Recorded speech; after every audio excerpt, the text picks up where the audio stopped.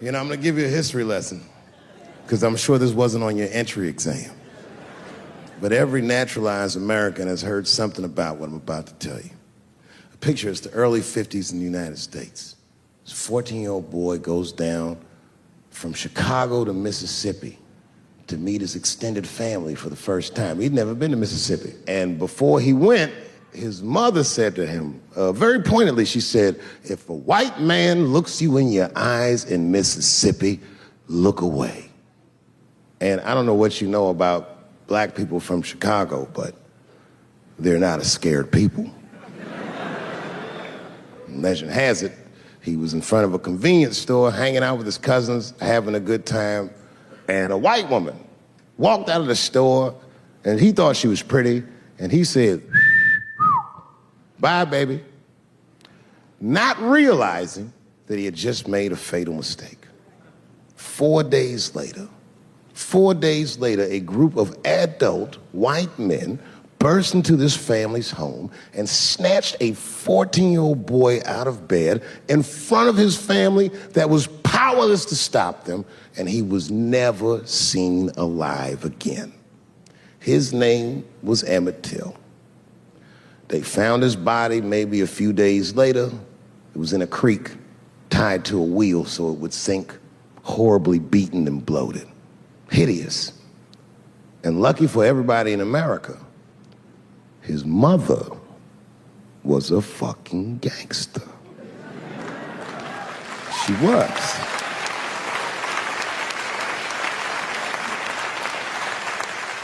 If you can imagine, in the very midst of a mother's worst nightmare, this woman had the foresight to think about everybody.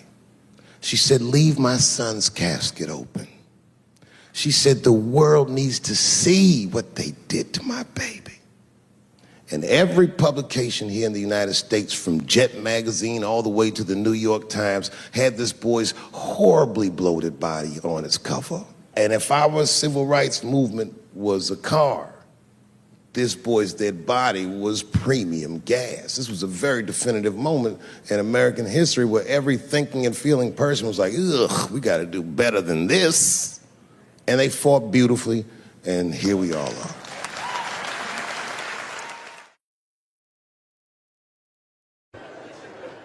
A couple years ago, I was in Ohio at a shopping mall. An old white lady, this is true, she was following me around the mall, which sounds paranoid, but I'm sure she was following me. Mean lady, too. You ever see a woman with lines on her face that just tell you, like, even if she smiled, it looked like it would hurt? The muscles in her face. I knew she was following me because she was at places that had nothing to do with her. I'd be looking around like, what is this old bitch doing in GameStop and Foot Locker and all the places I like to go? Every time I see her, she'd just be looking at me all mean. And eventually I forgot about her. So then after I'm shopping, I go all the way to the back of the parking lot. I'm parked all the way in the back. And as soon as I open my car door, I hear a voice go, David Chappelle. Just like that. I didn't even have to look. I knew it was her. And I looked back, and sure enough, there she was, that face. To be honest with you, she probably wasn't even that old. She's probably around my age. But she was a white woman. This bitch looked terrible. I kept my cool. I was nice. I said, hello, miss.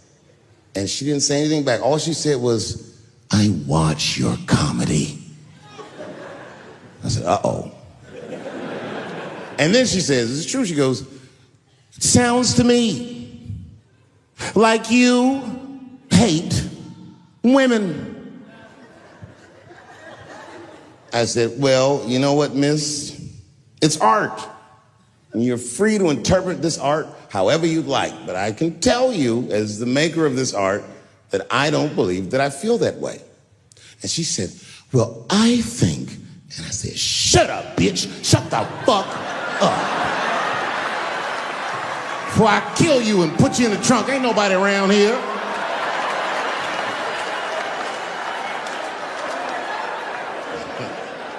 I'm just kidding, I didn't say that.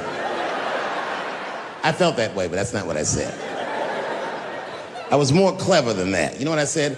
And this is exactly what I said. I said, miss, before you finish that statement, let me ask you a question. Where'd you see me? Did you buy a ticket to a concert I did? I doubt that. Or maybe you watched one of my specials on Netflix. Or did I follow you to your car and do my act? She said, what? I said, keep it in the comment section, bitch, this is real life. Ta-ta.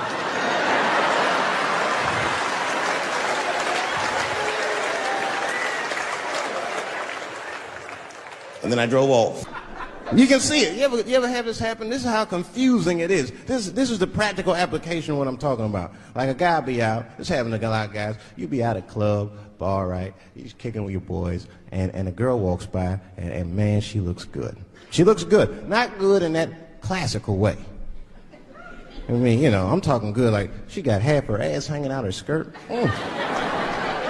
Her titties are all mashed together, popping out the top of her turtleneck and shit.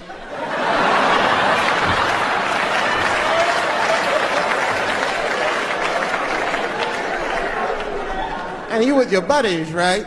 You with your buddies, you got a couple drinks in you, and you see a girl like this, you might try to talk to her. This might not come out right. I don't know what you say, but damn, look at them titties! Right? The girl gets mad and says, wait a minute. Just because I'm dressed this way does not make me a whore. Which is true. Gentlemen, that is true. Just because they dress a certain way doesn't mean they are a certain way. Don't ever forget it. But ladies, you must understand that that is fucking confusing. Just is. Now that would be like me, Dave Chappelle, the comedian, walking around the streets in a cop uniform. Somebody might run up on me. Oh, thank God. Officer, help us. Come on, they're over here. Help us. I'm like, oh, just because I'm dressed this way does not make me a police officer.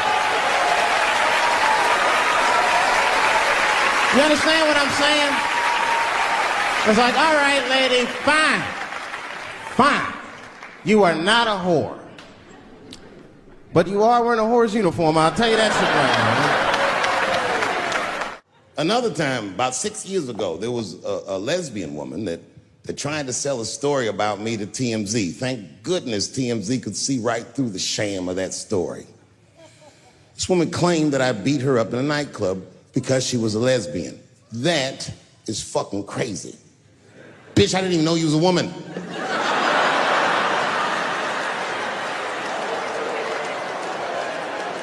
Thank God TMZ didn't believe that. Because I did beat the shit out of her, I'm not gonna lie. It was her fault, I had no choice. I came in the club minding my own business, and a woman came up to me, she goes, oh my God, Dave Chappelle. And I was just being reciprocally nice. Hey, miss, how are you? Blah, blah, blah. Benign talk, nothing to it.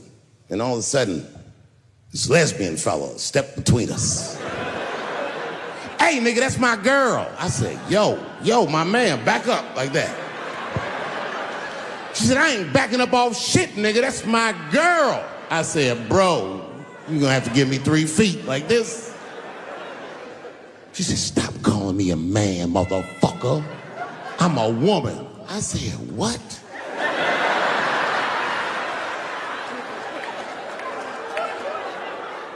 And then I looked deep in this nigga's cheekbones. I said, oh my God, you are a woman. It was just too much for me to even wrap my mind around. But I tell you what, I unballed my fist immediately, and I softened my posture so that she would know she's in no danger. I even changed the tone of my voice. I said softly, sweetly, like a pimp might say. Bitch, I'm about to slap the shit out of you.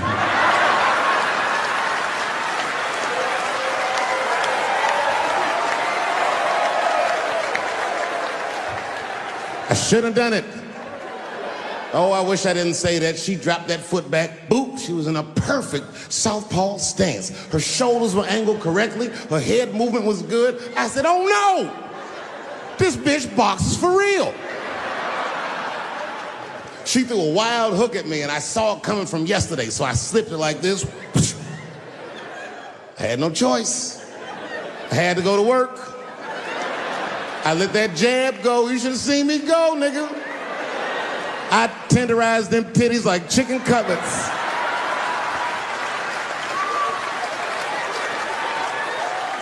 I whooped the toxic masculinity out of that bitch.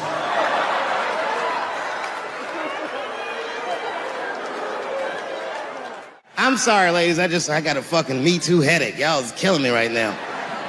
It's really fucking tough to watch what's going on. You know, ladies, I said it in my last special, and I got in a lot of trouble for this. I told you were right. But the way you're going about it is not going to work.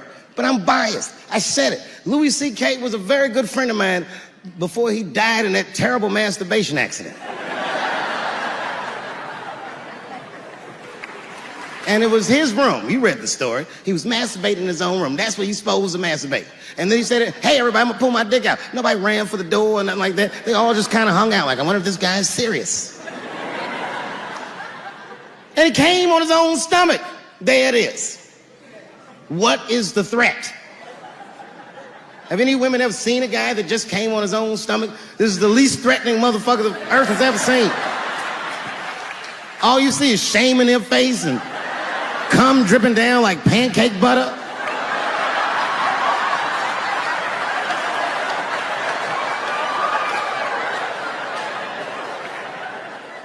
He didn't do anything that you can call the police for. I dare to try. Call the police on him. Hello, police? Yes, I am on the other line with comedian Louis C.K., and I think that he is masturbating while I'm on the phone. You know what the police are gonna say in Atlanta? Well, what are you guys talking about?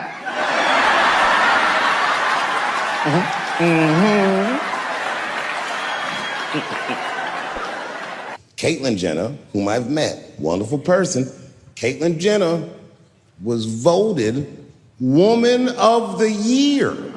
Her first year as a woman. Ain't that something? Beat every bitch in Detroit. She's better than all of you. Never even had a period. Ain't that something? Oh, I'd be mad as shit if I was a woman. I'd be mad if I was me. If I was in a BET Awards sitting there and they're like, and the winner for Nigger of the Year, Eminem, my man. The only thing in our society that bothers me the most is the way that men and women don't get along no more. That's really what's bugging me about it. Men and women just don't get along. Like, I hear women say this all the time. I know a lot of you sisters be like, chivalry is dead. Don't you? Don't y'all feel that way? Like men aren't gentlemen anymore? That's right. Chivalry is dead. And women killed it.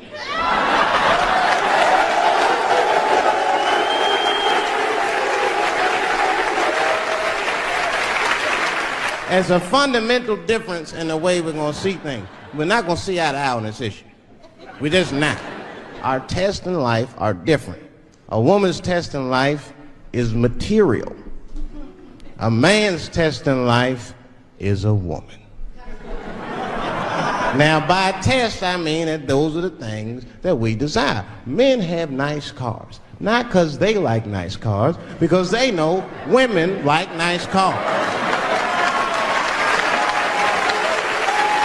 That's how it goes.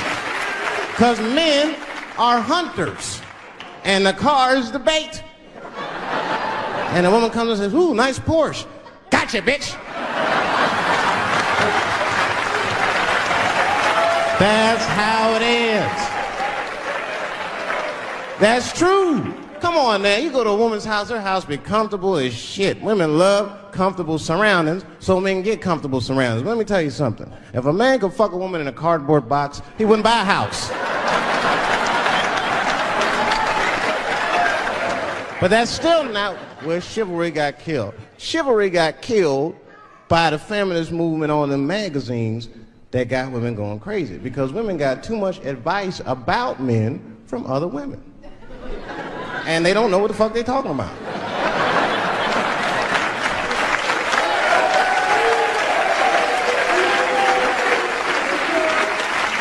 And it's true. I see this shit in the magazines.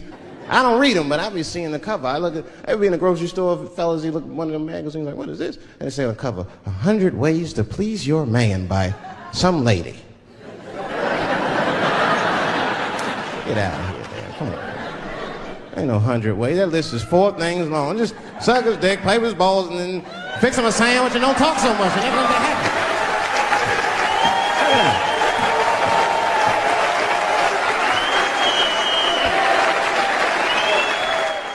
You know what I said? That's all I said. First of all, I'll tell you right now what I said. And I will tell you that this was not a joke. It's a true story. And I just happened to tell it. All right, what happened was I went to a gallery party, all right? I don't know who in here has ever been rich before, but these are very nice parties. You know, wine and cheese and baller conversation. And there was a few eccentric types, one of which was a very wealthy man that happened to be wearing a dress. I don't know what you call him, man. This is a tranny or drag queen, perhaps. Whatever it was definitely a man. And this man was definitely on drugs. I don't know what kind of drugs he's on, but I knew he had too much. He didn't look good. It's like this. He's like, he looked sick. And all his friends were standing around him, concerned, trying to revive him. I don't know whether it looked like some kind of gay CPR. There was fanning and shit.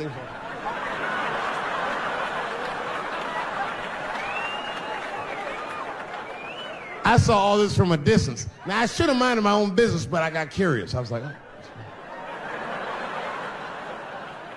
And I went over there. All I said, excuse me, gentlemen, is he okay? And then they looked at me like I was evil. She is fine. I said, word? Oh. I'm sorry, I didn't know this is what we were doing. Here's my thing. I would support anybody's right to be whoever they feel like they are inside. I'm your ally in that. However, my question is, to what degree do I have to participate in your self-image? Is it fair that I have to change my whole pronoun game up for this motherfucker? That doesn't make sense. Seriously. If I put on an Argyle sweater and I'm like, hey everybody, I feel like a white guy in this sweater and I want some goddamn respect and a bank loan. That's not gonna work. Give a fuck how I feel. Why should I give a fuck how you feel? Nigger is a pronoun. But there was no time for philosophical debate. This was an emergency situation. I said, fine. Sorry, guys. I was just worried because she looks terrible. She just fell off the bench. Appears that her dick is popping out of her dress. You mind if I call an ambulance, champ? I'd rather not be at a party where a tranny ODs. There's too many questions to answer.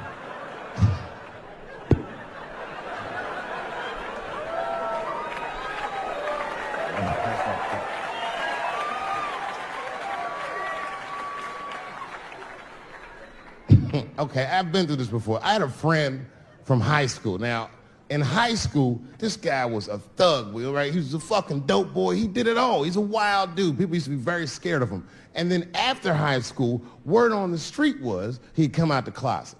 I personally didn't believe it. I bring him up because last year, he calls me out of the blue like, yo, what's up, man? I got your number from so-and-so, and I heard you're going to be in New York doing a show. Could I get some tickets? I was like, fuck yeah, get some tickets, man. How you been? He said, well, we'll catch up at the show, man, but yo, I appreciate it. I'll see you soon. I said, all right, man, take care. And I was about to hang up, and I couldn't resist. I was just like, hey, nigga, I heard you was gay. What's going on with that?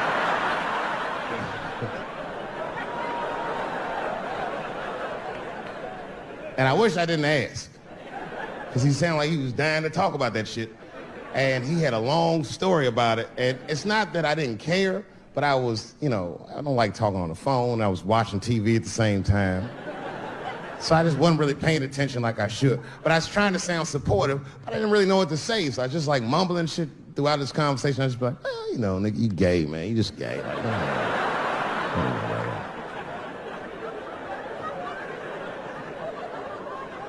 This went on for a while, and then finally I had to say something like definitive to get him off the phone. And I was like, hey, man, you know what? Don't let people get you down, all right? And the next time someone tries to make you feel bad about yourself, just remember, everybody fucks funny to somebody.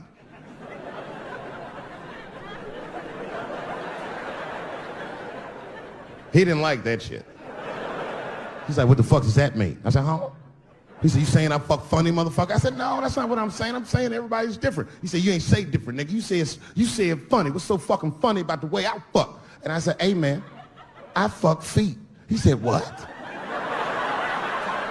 Oh, this is not a joke, ladies and gentlemen. I get women to squeeze their feet together like this, and I fuck them right in that little space in their feet.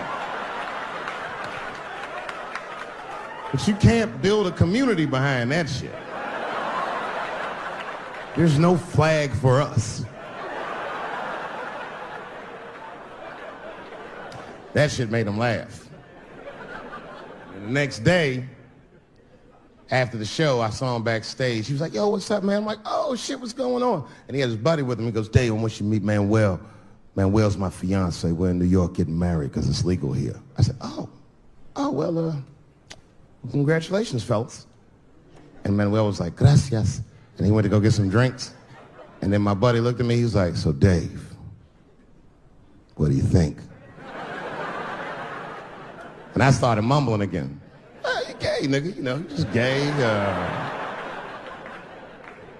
He said, yeah, I'm a little nervous about getting married, man. It's a big step. I said, yeah, it is. It's a big step. He said, well, you've been married for a while. You got any advice for us? No, I'm married to a woman. Sorry about that. And they corrected me. He said, no, you married the person that you love. So it's essentially the same. I said, you know, man, the problem with that statement is that it makes the assumption that I love her. But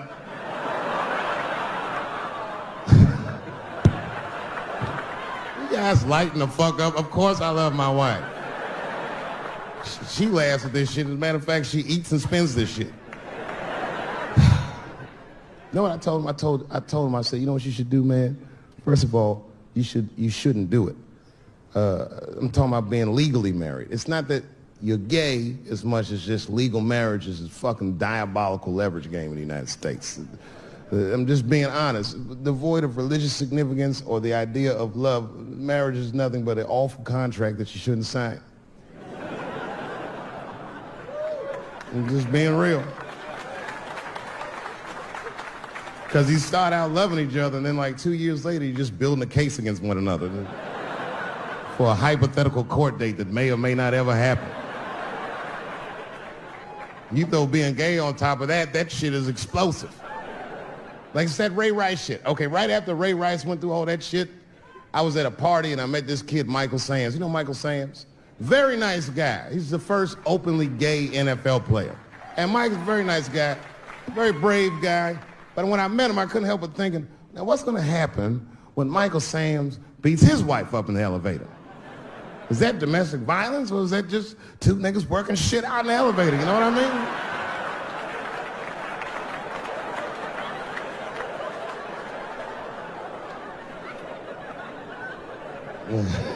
mean? Anyway, I give all married men the same advice, gay or straight. Get a dog. This dog will love you all the time, but she's not going to. It's real talk. I didn't even know about dogs, and my kids got the dog. They brought him home from the shelter, and I didn't even want him. They were like, can we keep him? I said, nope. I said, where did you even get this dog? They're like, we got him from the shelter. I was like, ugh. Probably something wrong with him. We can't keep him. And then my kids started crying and screaming like the dog had gambling debts. Please, Dad, if you don't let us keep him, they're gonna kill him. I was like, oh.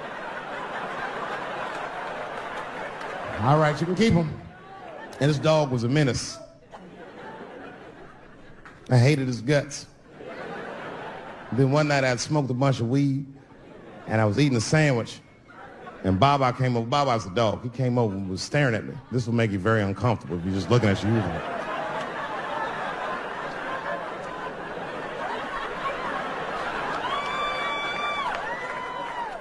I had to give him a piece of my sandwich so he'd go away. And that's how we became friends. Now, if you see me walking down the street with Baba, I ain't got no leash or nothing. He walks right next to me. If I stop, he'll stop. And if I go, he'll go. And all my friends are like, yo, Dave, that shit is dope. How you train Baba to do that shit? I've never trained Baba. Just a messy eater. If I drop food and Baba's not around, all I gotta do is call him. Baba! He's a black dude's dog, so he doesn't come right away. He peeks first to see what's going on.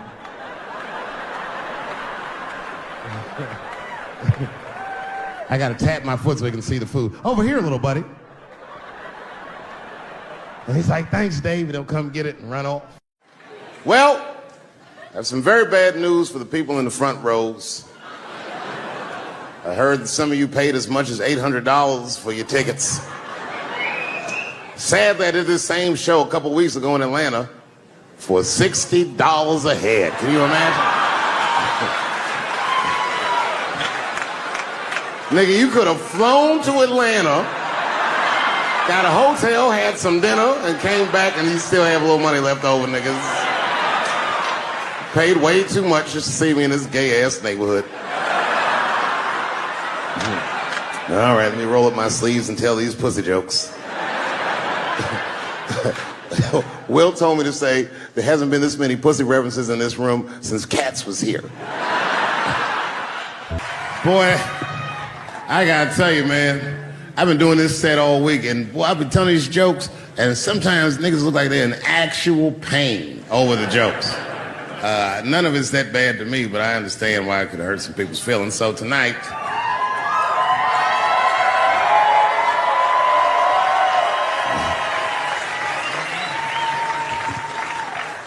I'm gonna give you an opportunity that I rarely give anybody.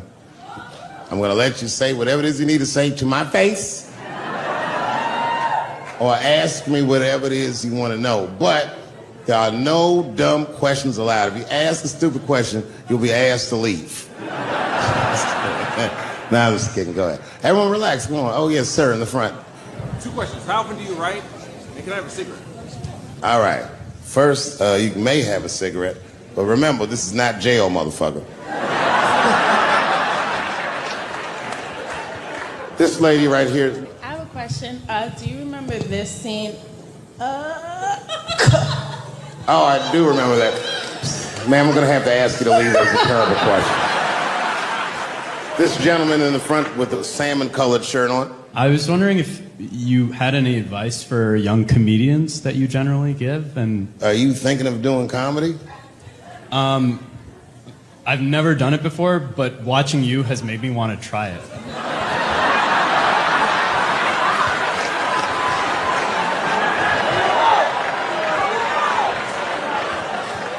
I don't know if that's an insult or not. It's a compliment. It's. I mean, niggas don't say I've never done brain surgery, but it looked a lot easier than I thought. I'm teasing.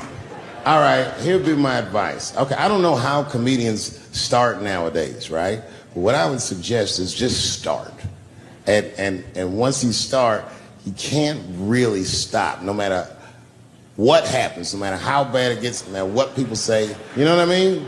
Because comedy is weird like that. You know why I hate watching other comedians do comedy? Not because I hate other comedians, but because I love comedy so much. It's like watching somebody else fuck your girl. And I say, fuck her better than that. Yes, you on the aisle up there, the lady with the long... Yes, you, standing up. I see you.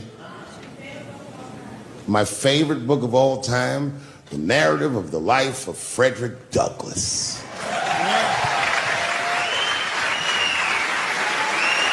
That guy with the baseball hat. Marry, fuck, kill, Michelle, Rihanna, Oprah. Wait, who's Michelle? Oh, Obama. Well, sir, you're putting me in quite the pickle. I can't say I'll fuck Michelle Obama. That's insane. Well, I guess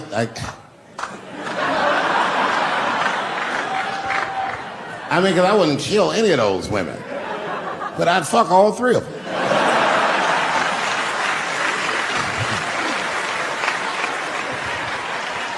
The gentleman in the blue Oxford standing up. Tell us a story with Charlie Murphy. Tell a story about Charlie Murphy? Or your favorite. Boy, there's so many good Charlie Murphys. You know, the thing with Charlie Murphy is he used to just make us laugh all the time. And I used to ask him about all the old Hollywood shit I was curious about. Like when they used to accuse Michael Jackson, I remember asking once, I go, Charlie, do you think Michael Jackson actually did those things? And he said, let me ask you a question, Dave. He said, say it is illegal to fuck women. How long are you staying out of jail?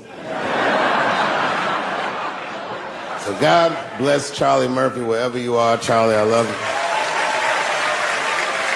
Who do you think is going to win the 2020 election? All right, I'm going to put a pin in this, but I'll tell you right now, fella, I don't know, but I think Trump has a better shot than a lot of people would like to think. I'm just saying, it all depends on how the left talks. The way we're talking is not going to win the fucking ball game. Donald Trump's over there on the right, grabbing handfuls of pussy. Joe Biden can't even smell hair over here. Fuck this side. All right, man, go ahead. Thank you so much for this show. And How old are you? 25. 25? Yeah. Boy, don't let R. Kelly see you. He's gonna pee on you by accident. Oh, my bad. I thought she was 15. Yuck. I'm totally joking. I'm sorry. My question is there anything you've learned from another comedian that you feel like will stay with you for life? I tell you what, miss, that's a good question. Yes, is the short answer. A longer version of it is this. I was raised by comedians. I started doing stand-up when I was 14. The other day, I went to a comedian's funeral, and I realized as we was putting this motherfucker in the ground that these people are at least as influential to me as my family.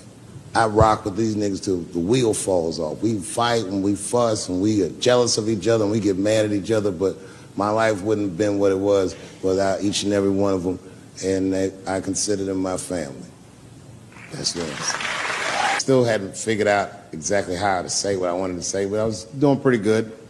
And I was doing some Me Too jokes, and a woman stood up from the audience and she was crying. Clearly, it was a white woman. She says to me, you can't say that. It's 200 seat room, it's a very small room. I'm like, what the fuck are you, like, miss, are you okay? What are you doing? She says, you can't say that. I said, yes, I can. It's my show. I'll say whatever the fuck I want. I was like, ooh, like this. And then she gets up from the table and she starts making a big, like, show of just pushing through the aisles and all this stuff. And there's like a curtain right before the front door. And she gets to the curtain and she's crying. It's fucking crazy. She says, I'm sorry I was raped. It's a fucking comedy club. It's like loud farting getting out of an elevator.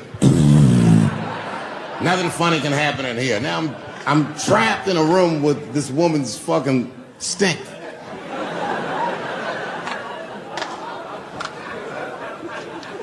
And I say, miss, it is not your fault that you were raped. But it's not mine either. Ta-ta, bitch, like this. She storms out. Now the room is very uncomfortable, but I managed to get the crowd back. But I'm like, a little traumatized. Same show. There's a trans woman sitting in the audience. This is a true story. This was like a few weeks ago. I did 6 shows that weekend. This trans woman came to 4 of them. Calls herself Daphne. Man, this chick Daphne was in there cracking the fuck up at everything I said about everybody. It was amazing. She was laughing, and it was fun to watch her laugh. You could tell she was letting go with something that was heavy, and she'd throw her head back, and she'd smile with all her teeth. She was having a great time. And the more fun she had, I felt bad, because I knew I had some trans jokes to unload.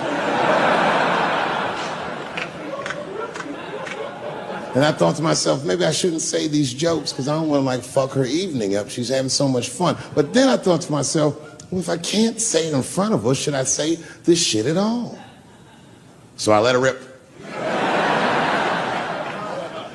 And to my surprise, Daphne laughed harder at the trans jokes than anybody in the room. In fact, everybody in the room would look at her to make sure it was okay. And I got off stage, was in the dressing room, I was like, man, this is a fucking weird show. I'm sitting in the dressing room by myself just trying to figure out, like, what the fuck just happened out there? Like, why is it that this one woman can't take any of these jokes and Daphne can take all of these jokes? So weird. And then I realized, Daphne used to be a man.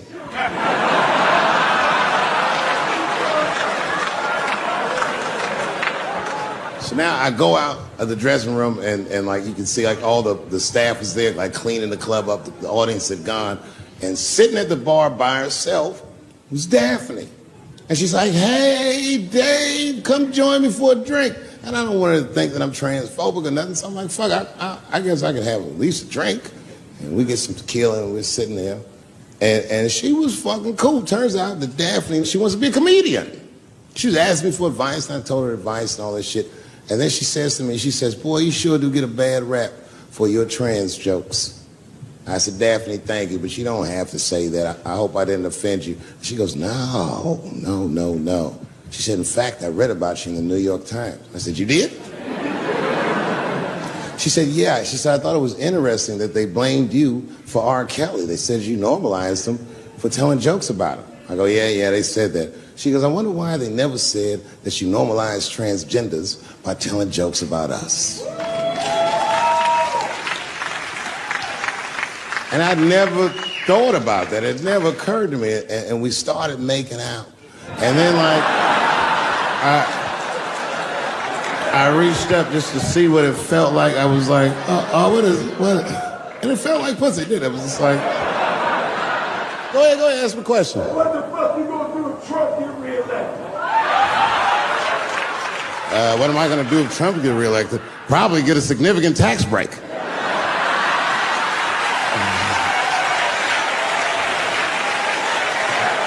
Hey, you want to know why I don't even talk about Trump in my show? Because that motherfucker is not the hokey pokey. He is not what it's all about.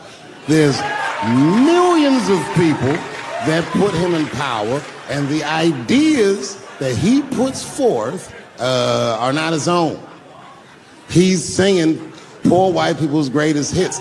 So why the fuck would I worry about him and not the other millions? Really, you know who I'm gonna vote for next time if things keep going the way it's going is that gay dude. No, Mike Pence. It's a safe place where I could tell some jokes. And I find out that this comedian I know, Chris Tucker, who's in all those Rush Hour movies, I find out that Chris is in San Francisco too at some charity event. So I call him, I'm like, yo, I just saw you at some charity event. I said, I'm doing a show at the Punchline. Why don't you come by the club after your event? And he's like, cool, Dave. I thought she was dead, nigga. I'll come by.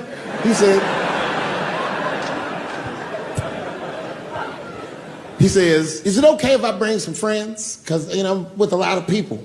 I go, man, you Chris Tucker. You can bring whoever the fuck you want. And then I show up to the club late that night. I walk into the dressing room, and sitting in the dressing room is Gavin Newsom, who at the time was the mayor of San Francisco, but now he's the governor of California. And sitting next to him was Kamala Harris, who at the time was the DA of San Francisco. Now she's the senator from California that's front-running on the Democratic ticket.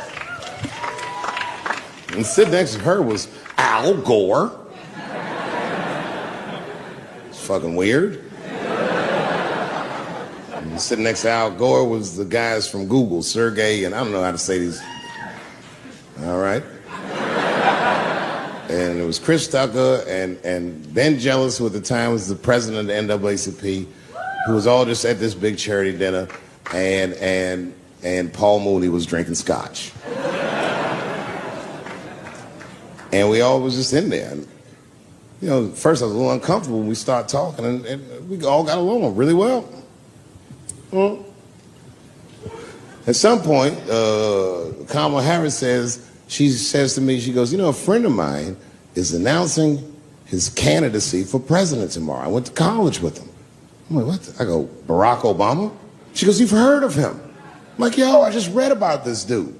And she goes, yo, yeah, blah, blah, blah, we talking. She goes, you know what? She says, let's call him on the phone. I said, what the fuck? And she picks the phone up and she dials and she's listening like this. And she goes, this is voicemail. And she gives me the phone. She goes, leave him a message. You know, I didn't know what to say. I just said what you say to any black dude that's running for president. You know, stay low, running a zigzag pattern, this kind of shit.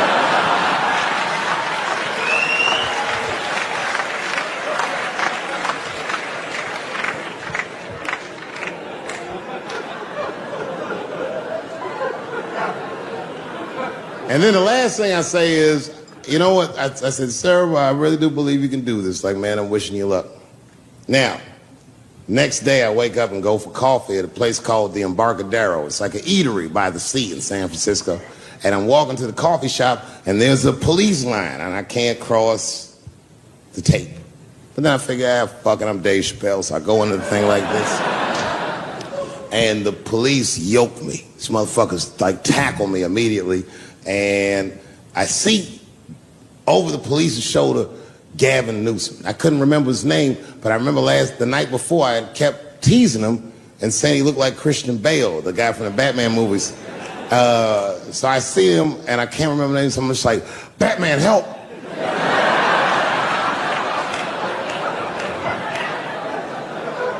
And he stops, he's like, Dave?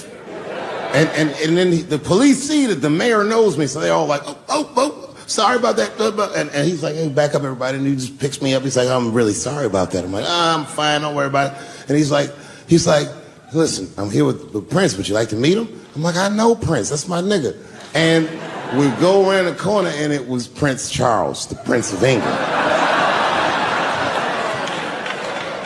I didn't know the protocol of meeting royalty. You're not supposed to touch him. I dapped him up like a nigga. My nigga. Hugging him and shit like this, dapping him up, like this. And that nigga was cool too. I was like, that's really fucking weird. And then I was just out there in the upside down, not having no TV show, trying to figure life out. And the election was going on in the background. And this guy, Barack Obama, was picking up steam. This motherfucker was killing it. And I had a chance to go to the last debate on the Democratic ticket, and I went. It's me and Chris Tucker sitting in Myrtle Beach, South Carolina. It's the last three candidates. It was Barack Obama, John Edwards, and Hillary Clinton. Now, Obama's a lot taller than Edwards and Clinton, and he had the center podium. And at one point, they're all on stage, and they start fussing, and Obama goes, look, none of us are perfect, like this. And his hands was like this, and there was light shining behind his head, and the other two candidates was looking up at the nigga, and I was sitting in the audience like, this nigga looks like Jesus.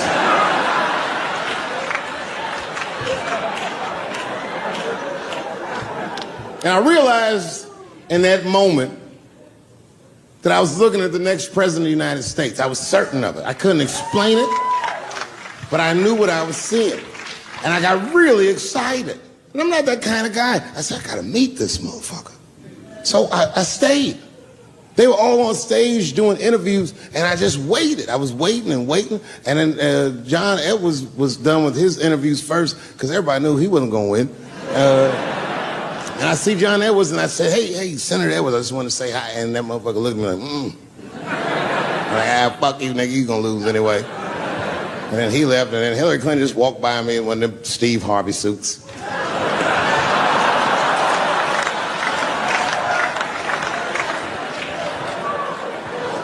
But Obama was taking forever.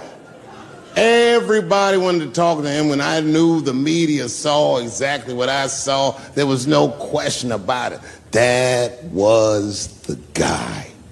I waited, and finally, must have been over an hour and a half, he finishes his last interview. He's like, man, thank you very much. Good talking to you.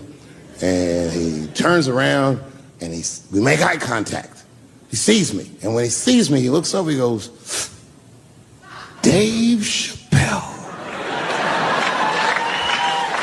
And Obama did me the same way I did Prince Charles. He dapped me up, and he like bro hugged me, and he pulled me in, and I'll never forget this. He said in my ear, I got your message. Thank you very much, New York City. I had written a joke during the AIDS epidemic about having a Goodyear condom. Something, I don't even remember the joke. Something about an industrial strength condom by Goodyear. I just remember all the comedians really liked that joke. And there was an older comedian. And he came to me one night after the show, after he saw the joke, and he said, listen, I got an audition at another comedy club, and I was wondering, do you mind if I do that joke? I just want to borrow it. Now, I'm a kid. I don't know any better. I'm like, borrow it? Well, I guess, sure, if it'll help your career. I let him do the joke. And then weeks later, I was waiting to go on at a comedy club, and he went on before me, and he did the joke. And after the show, I pulled him aside, and I said, hey, man, I don't mind you borrowing my jokes, but you got to give them back.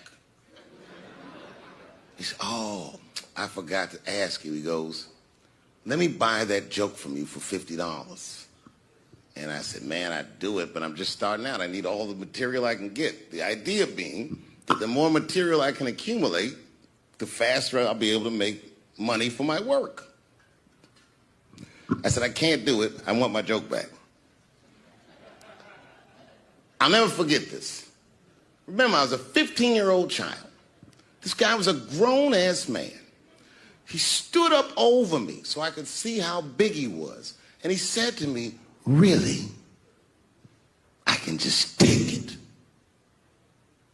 And he did. I got scared because I was a child. But I never forgot that. I never forgot that. I was 15 years old. I'm 47 now. I think about this guy all the time. When I look at my own kids and I see how young and innocent they are, I can't believe someone did that to me. And I don't think about it every day because that was the worst thing that happened to me. I think about it every day because that was the first time that someone ever did that to me. But in my career, it has happened many, many times since where someone would intimidate me or scare me and take something that I believe was mine. I'll tell you another story. Now I'm 18 years old. I'm living in New York City, and I just finished my first road tour, which was a very difficult tour. I'll spare you the details. Now I'm back in New York, but my rent is paid, thank God. And I have $60 to my name, and a woman that I had met in Pittsburgh, a bad Dominican bitch,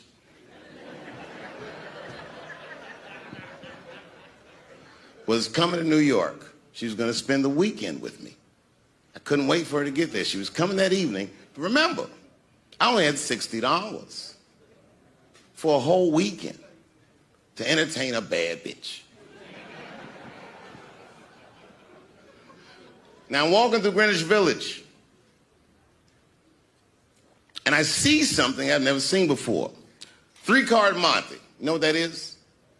Yeah, the guy had the whole thing. The table was set up, and he had the 3 cards, and the crowd was hooting and hollering, and he was like, find the red card, find the red card, and people were playing. Sometimes they win, sometimes they lose, but it was really exciting, and I'm standing there watching it, and I noticed while I'm watching them play this game that the red card, the one you're trying to find, had just a little bend on the corner. And I'm watching it, and I'm like, yo, this guy doesn't seem to know that red card is bent. I'm going to beat this motherfucker. And I walked up to the table, and I said, let me play a hand. And I put my last $60 on that table, and he starts to shuffle and find the red card, find the red card. And I kept watching that bent card go around the table, make sure I kept my eyes on that bent card. And when he stopped shuffling, and he said, find the red card, I pointed to it with confidence. Here it is right here. And he flipped it over, and it was black. And he took my money. I couldn't fucking believe that. How did this nigga do that? Was that magic or sorcery? I was confused. So you know what I did? I sat there, and I watched him for a real long time play the game. And I realized that all those people who was doing all that hooting and hollering and betting, my God, they were his friends. They were in on the whole thing. I felt so wronged. I felt so stupid. And then the next sucker came up to the table and was about to put his money down. And I said, fuck that, man. Don't put your money there. All these niggas is in on it. It's a trick. And when I said that, the guy that was dealing, and this motherfucker was huge, snatched me up by my collar. Feel how strong he was when he grabbed me. I was a skinny little guy. And he was gonna maul me. And the only reason he didn't, I'm sure, is because he saw the fear in my face. And that fear, he looked at me. I saw his eyes go from hard to soft. He softened. Then he looked at me like the way a father would look at a child. And he said to me, young man, don't ever come between a man and his meal. I never forgot that either. Most niggas would have to run the streets for years to learn a lesson that profound. It took me 2 seconds. Never get between somebody and their paper. Taking a man's livelihood away from him is akin to killing him. Do you know why Prince, the famous rock star that was a friend of mine, do you know why he called himself the artist when he came back? He calls himself the artist because that's what they call us in our contracts. Oh, these contracts are crazy. You should hear the terminology they say in these contracts. To use your name and likeness in perpetuity throughout the universe. Who the fuck could possibly know what that means? Nobody does. It's so complicated, in fact, that when you're a kid like me, you have to hire somebody to tell you what that means. And you sit down at a table and you do the contract game. And that's how I got with Comedy Central. I signed the contract. But I signed the contract the way that a 28-year-old expectant father that was broke signs a contract. I was desperate. I needed a way out. And it wasn't good money and it wasn't good circumstances. But what else am I going to do, I said. And all these white people sitting at that table told me, trust us, Dave, it's a good contract. And I looked around the table and they all seemed to agree it was a good contract. But what if it was like that game of 3-Card Monte? What if they were all friends and I didn't know it? And the bag of money was Iceberg's money in the first place. What was I talking about? What was I trying to tell you? Last week, 2 weeks ago, whenever it was, I call Lorne Michaels and I tell him, okay, I'll do it. I'll do Saturday Night Live on election night. And the day I made that phone call, the day I committed to it, it gets announced that Netflix is streaming Chappelle's show.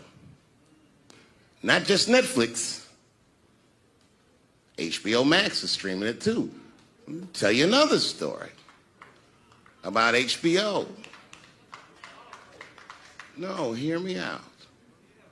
Did you know, before Chappelle's show was at Comedy Central, I pitched that show to HBO.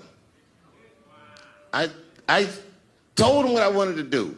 Now, these are executives. All they have to do is say, yeah, we'll take it, or no, thank you, we won't. But they didn't say either of those things. They went too far. They said, literally, what do we need you for? That's what they told me, as they kicked me out of the office. What do we need you for? And here we are, all these years later, and they're streaming the very show that I was pitching to them.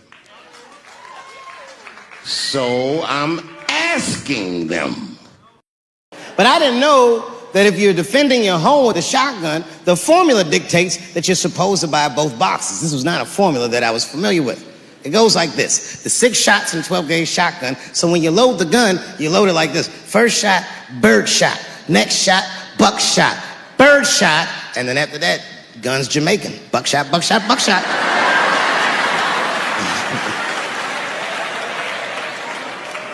She got to picture it. Okay, like say I'm in bed and I'm sleeping, and suddenly my wife wakes me up. David, wake up.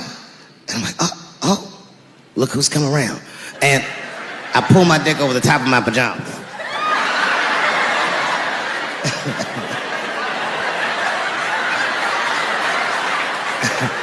And she says, no, I hear something. I go, oh, this bitch. So I get up out of bed, grab the gun. I say, wait here, baby, I'll go check it out. Just lock the door behind me.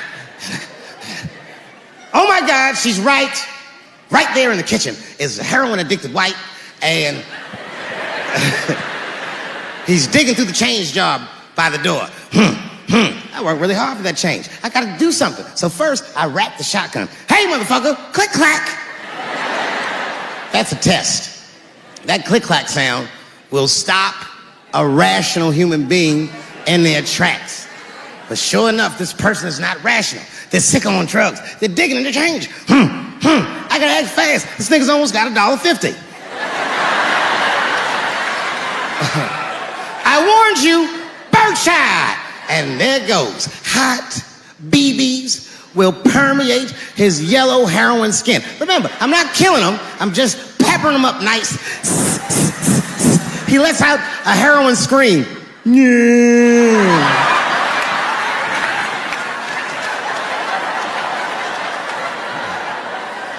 And that should be the end of it. But, I miscalculated. While he's on the ground screaming, I noticed that his teeth are horribly miscolored.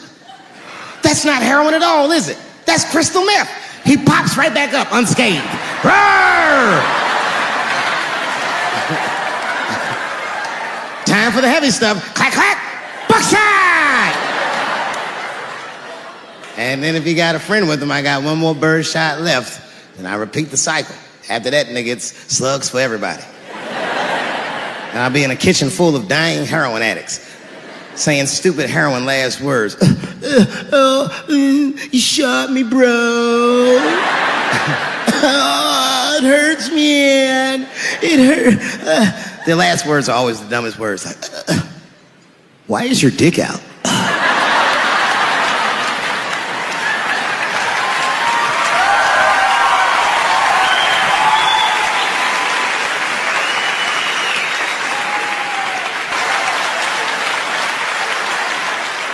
None of these details added up at all.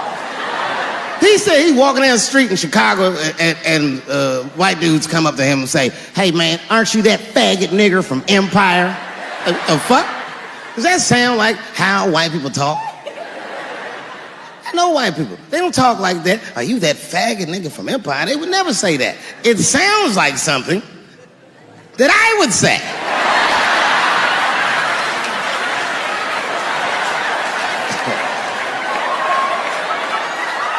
If you're racist and homophobic, you're not even gonna know who this nigga is. You can't watch Empire.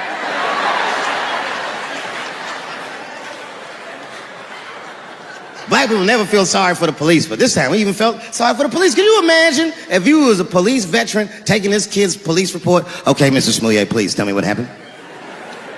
All right, 2 a.m. You left the house at 2 a.m. It's minus 16 degrees. All right. You were walking. All right. And where were you going? Subway. Sandwiches?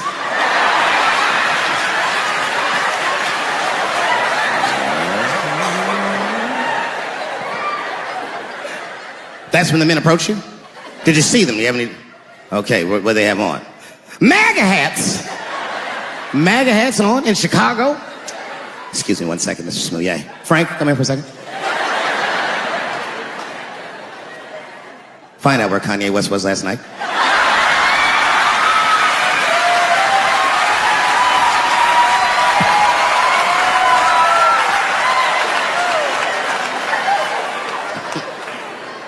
Such a fucking outrageous story. He said they put a rope around his neck. Has anyone here ever been to Chicago? All right. All right, so you've been there. Now tell me, how much rope do you remember seeing? Who the fuck is carrying rope? Like, when did you get mugged, nigga? In 1850? Who's got rope? Who's got rope? Man, that shit was awful. So, okay, I'm doing a show somewhere, and I'm on stage, and I was a little drunk, you know. And I figured, fuck it, let me talk about that nigga a little bit. I figured to be safe, because, you know, everybody's phones are locked up. And I went in on this kid. I was talking all kinds of shit. Now, I didn't know that there was a journalist in the audience. And unfortunately for me, that motherfucker took impeccable notes. He told everybody everything I said. He was even putting the jokes in the headline. The headline said, Dave Chappelle says he wants to smash a dollhouse over Juicy Smouye's head.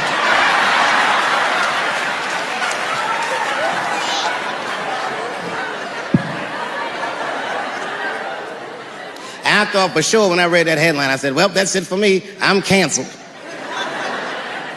But lucky for me, that very same day, the Chicago police caught the motherfuckers that actually did it. And hilariously, they were both Nigerian. Not only were they not white, they were very, very black. They were Nigerian, which is the funniest shit. The whole story is funnier now. This is mugger country, you faggot nigga. You faggot nigga.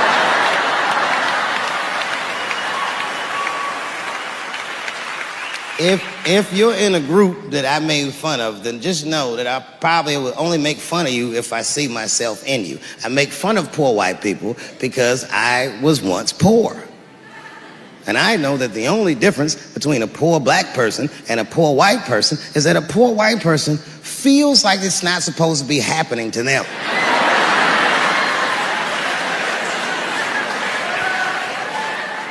Everything else is the same. I know what it's like to have a cold house. I wasn't allowed to touch the thermostat growing up without asking my father. And it would be fucking freezing in the house. I'd be like, Dad, please, can I please just turn the heat up to like, I don't know, 32? Nigga, it's really cold. And my dad would say, just put more clothes on, David. Got all three of my outfits on, nigga. When you look at me, I'm freezing up here. And he said, just don't think about how cold you are, David. And I said this, I didn't say it to him, but I said it in front of him so he could hear it. I said, I fucking hate being poor. And my dad got really upset. He didn't scream or holler, that wasn't his way. He just threw his newspaper on the floor and he said, David, David, David, you are not poor. He said, poor is a mentality. He said it's a mentality that very few people ever recover from. Don't you forget it, son. You are broke.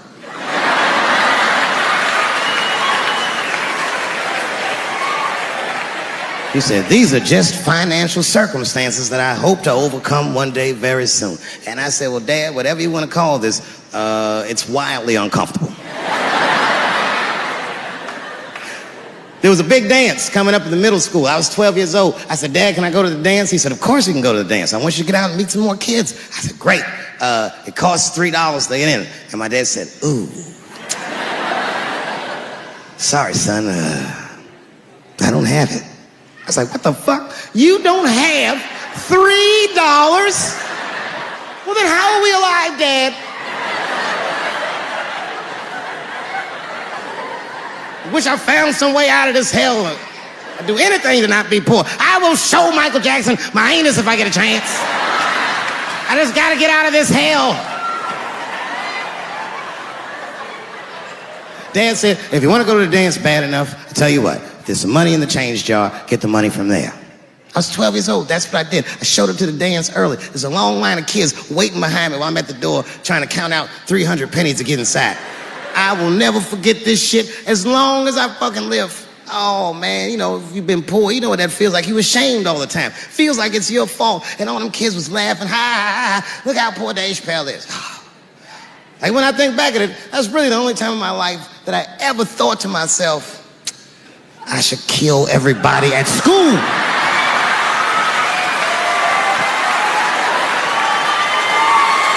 Thank you very much, everybody, and good night. I came back here where I started because I will shoot my final Netflix special tonight.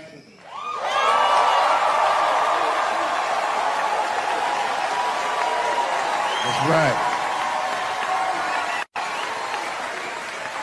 And after this shit, it's time to make America wait again. I've done too well. You know, if you black in show business and do too well, it's scary, nigga. Like, you gotta get the fuck out of the casino while the getting's good, while you're still winning. If you don't walk away from the table, that's how niggas get Kevin Harted. You already know. That's my man. I'm just saying, if he got a sex tape out, well, it's just a matter of time for me.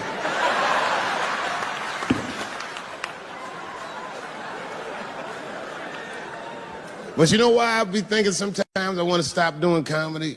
And you know, I don't want to sound like a braggart saying this, but the real like reason I want to stop is because I'm too goddamn good at it. I'm not even exaggerating. It's not exciting. Every night before I come out on stage, I'll be backstage like, I'm sure this is gonna go well. And it always does. I'm so good at writing jokes, and this is not even an exaggeration. I actually write jokes backwards. I will write a punchline with no particular setup in mind. I just put it on a scrap of paper, and I'll throw that scrap of paper in my fishbowl. I have a fishbowl in my house filled with random punchlines. And every once in a while, I'll shake the bowl, and I'll dig in there and just pull one out and see if I can make that shit work. And I picked one for this special. It's not an easy punchline to pull off. Are you ready? Yeah. Here it goes. The punchline is, so I kicked her in the pussy.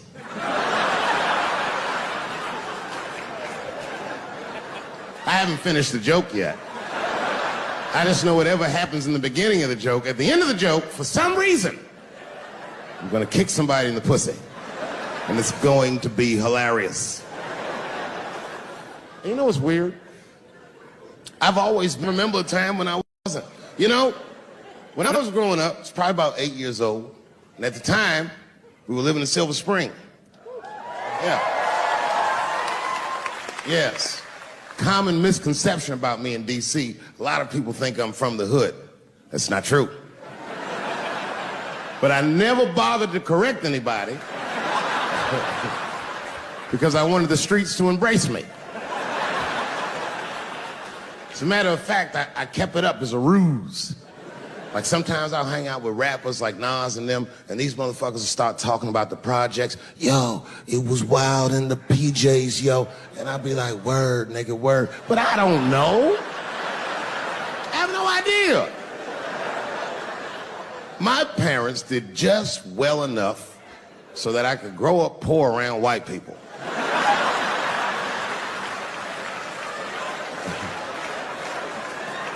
And to be honest, when Nas and them talk about the projects, nigga, I used to get jealous because it sounded fun.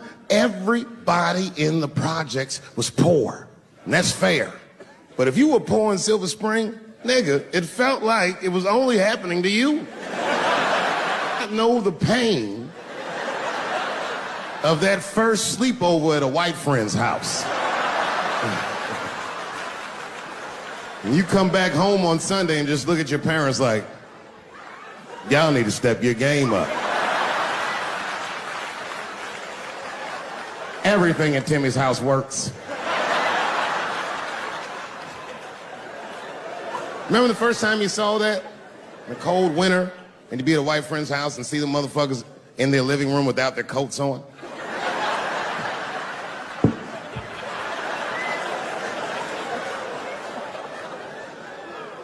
Timmy was one of my first white friends, like, in my life, man. He's a good dude, too. He moved to Silver Spring from Utah, of all places. I guess his family was affiliated with that Mormon church they got down there. And Me and him used to hang out. And one day I was at his house, we were just hanging out, and Timmy says, Dave, why don't you stay for dinner tonight? I said, oh man, I'd love to, but I can't. If I'm not home before dark, my mother will kill me. That was a lie.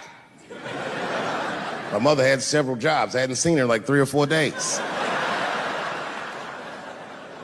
At that point in my life, it was my experience that white dinner wasn't delicious.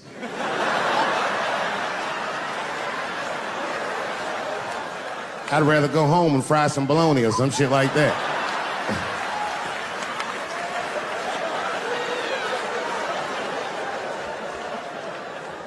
But then old Timmy threw me a curveball I wasn't expecting. He said, oh, it's too bad you can't stay, Dave, because Mom made stovetop stuffing. I said, what the fuck, stovetop? Well, hold on, nigga, let me make some phone calls real quick. I had seen that commercial so many times, I had dreamt of getting my hands on some of that stovetop stuffing. And finally, I met a motherfucker that actually had a box of stovetop in the house. I couldn't miss this opportunity, so I pretended to call my mother. And then I came back and I said, Timmy, you're not gonna believe this great news. Mom said I can stay. And he said, fantastic. He said, why don't you come with me and we'll help set the table and then we can say the blessing. I had no interest in setting this motherfucker's table or saying these crazy ass Mormon prayers. I just wanted that goddamn stuffing. My hands first. My plan was simple. Wash my hands slowly, and by the time I'm done, the table will be set, the blessing will be said, and all that there will be left to do is eat. Went to the bathroom. I washed my hands very slowly. I must have been in there for about 10 minutes. And suddenly, one of his mothers came to the door.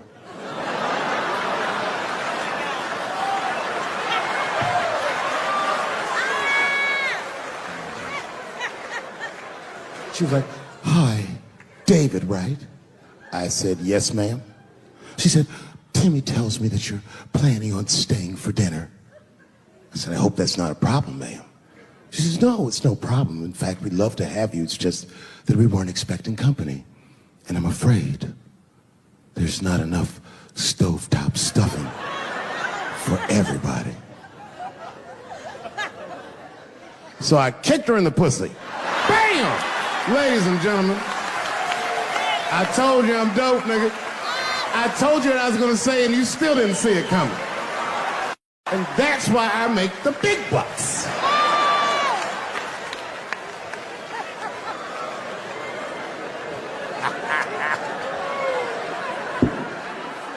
Oh my God. But there's a more important reason that I would stop doing comedy right now. And this reason is the real reason that's been percolating, and it really is the crowd, not you. I'm talking about the crowd on the big stage. It's too hard to entertain a country whose ears are so brittle. Motherfuckers are so sensitive, the whole country is turned into bitch-ass niggas.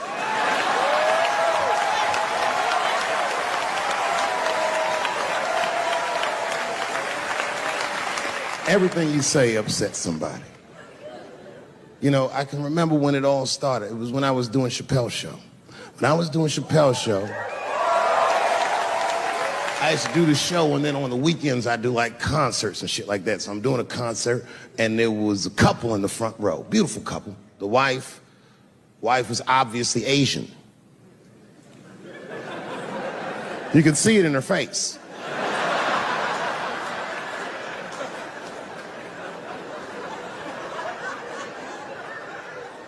The husband, this motherfucker was mysterious, to say the least. Couldn't quite pinpoint where he was from. Caramel-colored fella, very nice hair, but he could have been from anywhere. Bangladesh, Mexico. I can't guess with a nigga like this. All I knew for sure about this guy is that his wife was a bitch. I could see that in her face, too. No, he was laughing and having a good time, and she was scowling at me at a goddamn comedy show. I couldn't figure it out. And then I realized at some point that she was pregnant. And I was smoking on stage. I said, oh my God, that's probably why she's mad. So I started to put my cigarette out, but then she hit me with one of them fake non-smoker calls. So I just kept smoking. I thought to myself, bitch, that babe will be fine, relax. And I tried to break the tension. I just asked her, that's all I said. I go, hey, where are you guys from anyway? And I could tell that she was on to me. She goes, very condescendingly, she says, I'm from California. If you're asking my ethnicity, I am Chinese. He was like, I'm Mexican, bro. I said, well, I'm sorry if I offended you by asking, but you're a very beautiful couple. And miss, there's no question that you're going to give birth to the hardest working baby this world has ever seen.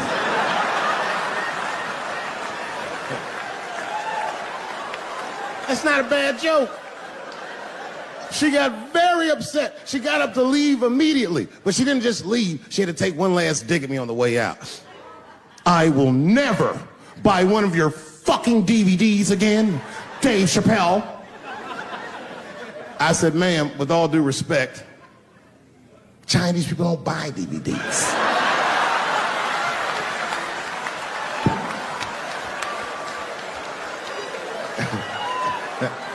And the crowd went crazy. We were all laughing, having a good time. I didn't even think anything of it.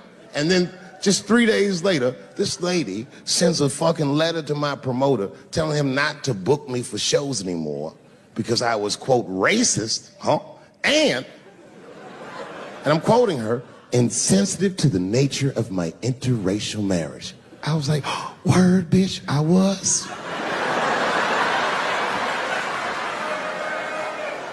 If she would know that I myself am in an interracial marriage. That's right. In fact, my wife is Asian too. Surprise, bitch, I'll see you on Thanksgiving.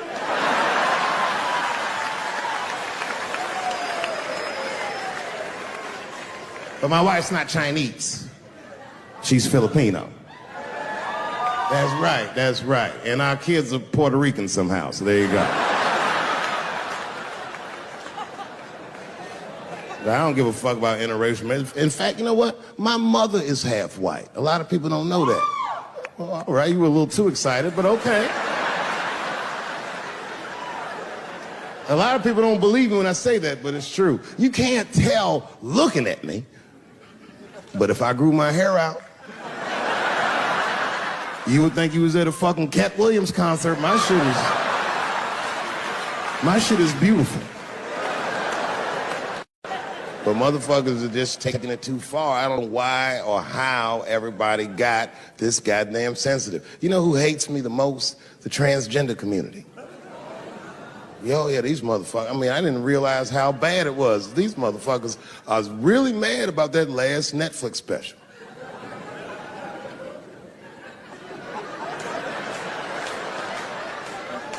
It's tough, man. I don't know what to do about it because I like them. I always have. Never had a problem with them. You know, just fucking around. As a matter of fact, I think I make fun of everybody. And I mean, as a group of people, they have to admit, it's kind of fucking hilarious, man. I'm sorry, bro. It's like, I've never seen somebody in such a hilarious predicament not have a sense of humor about it. They're born feeling like there's something other than they're born as, and that's kind of funny, you know? I mean, it's funny if it's not happening to you. It's like that white black bitch that's in the news all the time. Rachel Dolezal. She's a white woman, but then she dressed up like a nigga and shot her way up to the very top of blackness. And I always wanted to meet her just so I could understand. I just wanted to like have dinner with her so I could just look in her eyes and call her a nigger to her face. The fuck is that bitch talking about? I identify black. That is trans talk, lady. Stop biting. Stop biting. There's a big difference between her and a trans. The difference between her and a trans is I believe transgenders. I don't understand them either, but I know they mean what they say. Them niggas cut their dicks off. That's all the proof I need. I've never seen somebody just throw their dick away. Don't need it.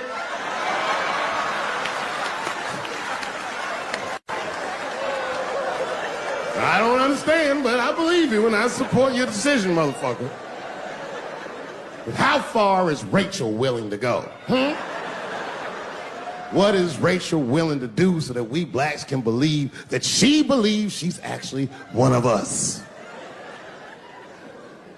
Bitch, are you willing to put a lien on your house? Invest in a mixtape that probably won't work out?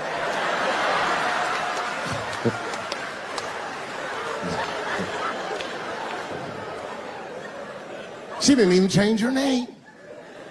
Didn't even change her name. Her name is Rachel. I can't believe in that name. If you want my support, you're gonna have to change your name to the blackest shit I've ever heard.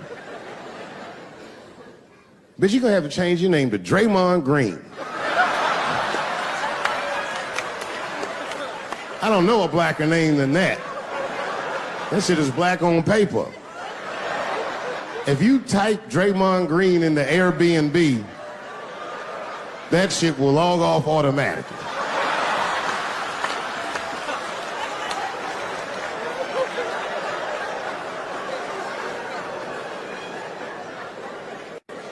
Yeah, people get mad, bro. People get mad about everything I say. I was doing a show. I was in Portland, Oregon. And I was checked in a hotel under the name Charles Edward Cheese.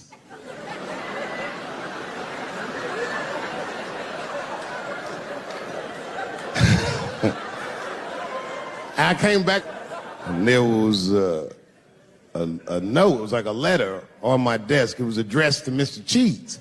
So obviously I'm going to assume that whoever wrote this letter must be an intimate friend of mine. This is not some kind of name that a person would just guess. But then I open the letter and it turns out I don't know this person at all.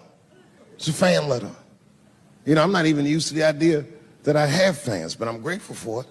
And even though I'm grateful for fans, I don't read those letters. Be nice if I did, but realistically, it's like, what am I, Santa Claus, nigga? I don't have time for this. Like, got shit I want to do. I'm trying to chill. Read all these dreams and wishes from strangers, but I read it. I'd already opened it. So I just read the whole letter. And you know what, man? Whoever wrote this letter truly loves me. I mean, they were really fucking nice in the letter. And then they described to me what it was like to come to the show, how excited they were, how much fun they were having. And then they said that when I got to my jokes about transgenders, that they were, quote, devastated. Because it turns out that whoever wrote the letter was transgender. Now, I'm going to be real for a second. You got to understand, I never feel bad about anything I say up here.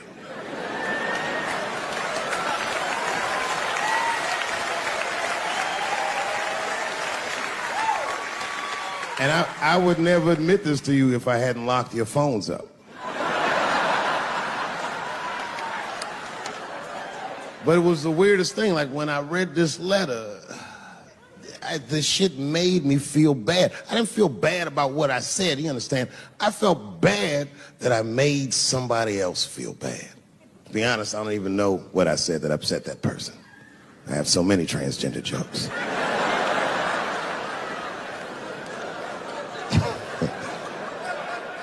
But I feel like it was probably this joke I'm about to tell you right now. And it's not even that bad of a joke. It's a true joke. I mean, it's not true, but I had read in the paper that Caitlyn Jenner was contemplating posing nude in an upcoming issue of Sports Illustrated. And I know it's not politically correct to say these things, so I just figured, fuck it, I'll say it for everybody else. Yuck. Oh, sometimes I just want to read some stats. I don't know why you're going to cram some man pussy in the middle of the sports page like this. I just didn't think that was the place for it. But I wasn't saying anything like Caitlyn Jenner's a bad person. I'm not mad at her for doing it. Not even mad at Sports Illustrated. If I'm mad at somebody, I'm probably just mad at myself. You understand? Because deep down, I know that I am not strong enough to not look at those pictures.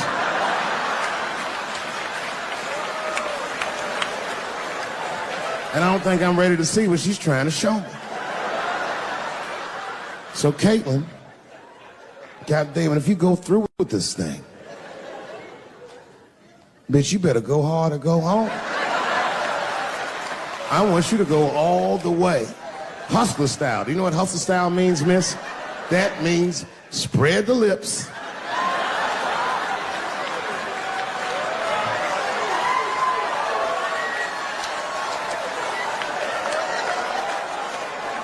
I hope she spreads her lips and there's an itty bitty dick inside. Ah! The show is behind the curtains.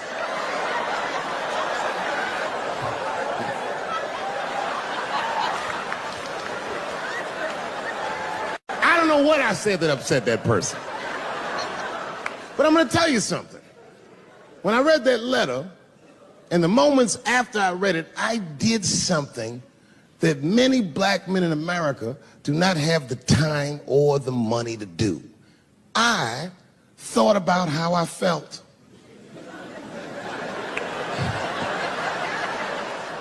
I asked myself a very basic question that I don't think I ever directly contemplated. I said, man, Dave, if you're writing all these jokes, do you have a problem with transgender people?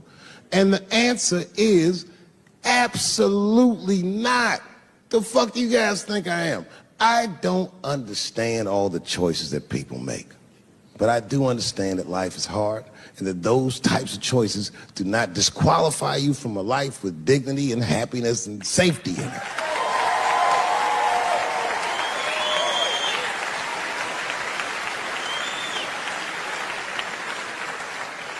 But if I'm honest,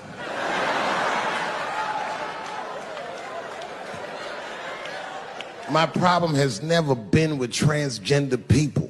My problem is transgender people. I just feel like these things should not be discussed in front of the blacks. It's fucking insulting, all this talk about how these people feel inside. Since when has America given a fuck how any of us feel inside?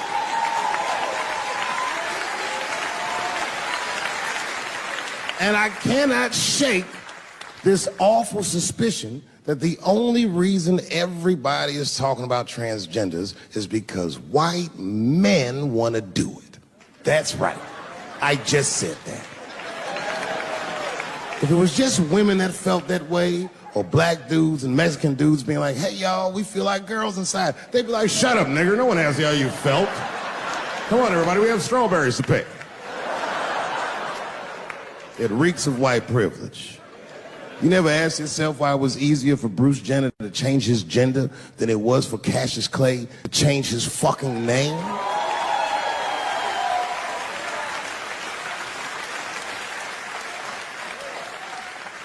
And if I were to be brutally honest, the only reason I ever been mad at the transgender community is because I was at these niggas for 6 songs straight. I had no idea. And then the lights came up and I saw them knuckles. I said, oh no! And everybody was laughing at me. Hi, Earl Star. I said, why didn't you say anything? And then I heard that sultry voice. I didn't say anything, Dave Chappelle, because I was having a wonderful time. And I wasn't sure how you'd feel about it. I said, you knew how I'd feel. And she said, I'm going home. I don't want any trouble from you. I said, home? It's only 2 songs left. I mean, we might as well finish tonight. And we ended up having breakfast together. Oh, grow up. That doesn't make me gay. I just titty fucked her. His titties are as real as any titties in L.A. It's 2 o'clock in the morning. I was just borrowing a little friction from a stranger. Whoops.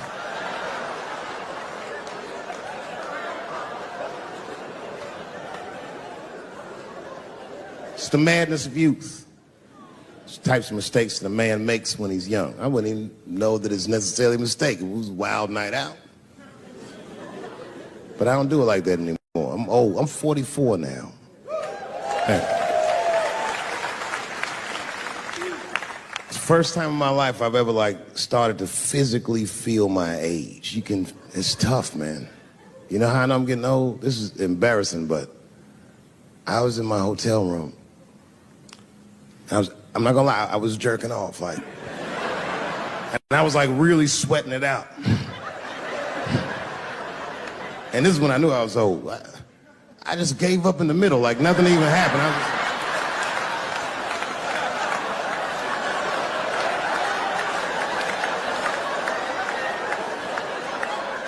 I don't like looking at my dick anymore. My dick looks distinguished. It's old, an old looking dick. It's got salt and pepper hair all around it. My dick looks like Morgan Freeman in the 90s. Without the dots. My dick narrates. Dave pulled me out and started jerking me around and jerking me around. But not with the same vigor as when he was young. He and I both knew nothing was... I see my age in my children. I came home from the road. This is not long ago. I've been gone for, if you can picture, I was gone for weeks and weeks. And when I came back, nobody was home. Now, one person in my family thought that maybe I'd like to see them when I got back. They knew when I was coming back, but they just weren't home. And that shit was a wake-up call. You know, when my kids were little, and the tour bus would pull up to the house, these motherfuckers would spill out. Dad is home, hooray! And they'd hug me and kiss me, and then as the years went on, they'd get less interested. Hey everybody, look, it's Mr. Promises back from the road.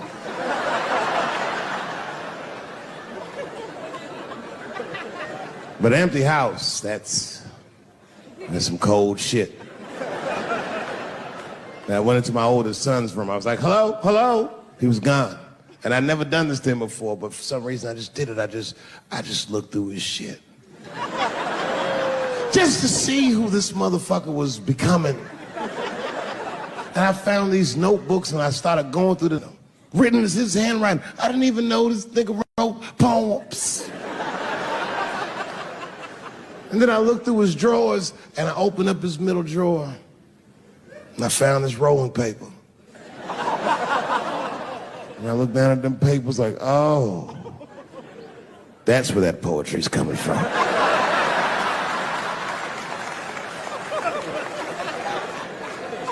And that shit broke my heart. I mean, I smoked weed, but I mourned my son's innocence. And I cried a little bit. And I took his papers upstairs to my room. Rolled some weed that I'd hid from the family. And I got really high. And then I got paranoid, so I put his papers back how I found them. So he wouldn't know what I was up to.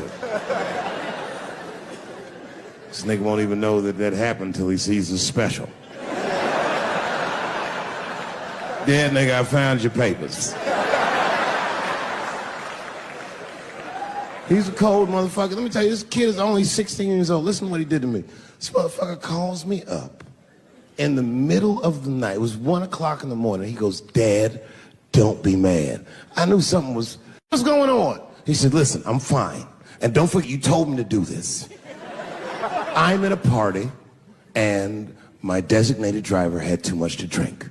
And me and my friends need you to come pick us up. I said, Jesus Christ, it's 1 o'clock in the morning, nigga. I am shit-faced.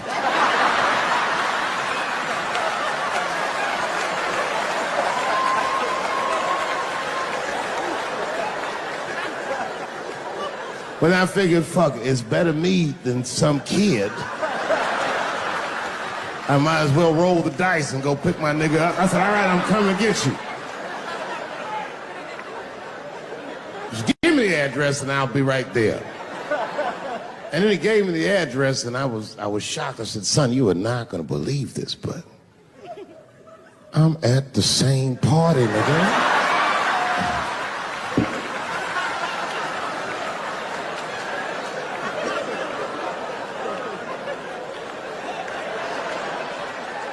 They grow up fast, don't they? Can I ask you a weird question? I want to make you feel uncomfortable. You don't have to answer it, and if it doesn't go well, we'll just edit it out anyway. Is it weird to be the only white people in a row?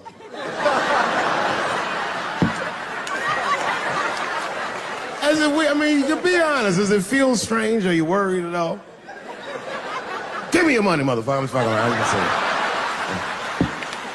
This guy got ice in his veins. He didn't even buckle. You know, like many black men my age, the first time I voted was 8 years ago. Right. I saw Obama on TV and said, oh, I'm voting for this nigga. I remember the day I voted for Obama. I voted in Ohio, and my vote matters in Ohio. Ohio is a battleground state. But when I pulled up to the polls, all the soldiers were in line. There were so many black people in that goddamn line, I didn't even know it was a poll. I thought it was a check cashing place.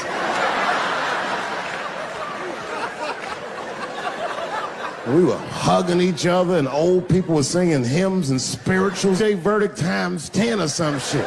I've never seen black people that happy. 8 years later, I'm pulling up to the polls again. This time I'm driving a brand new Porsche because the Obama years were very good to me.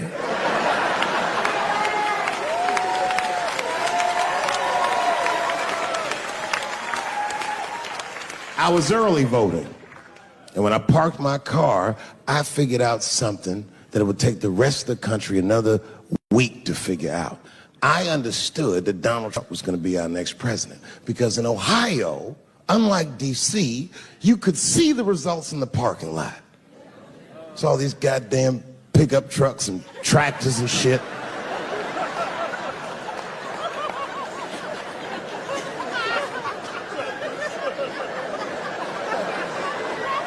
And then I walked up and I saw a long, long line of dusty white people.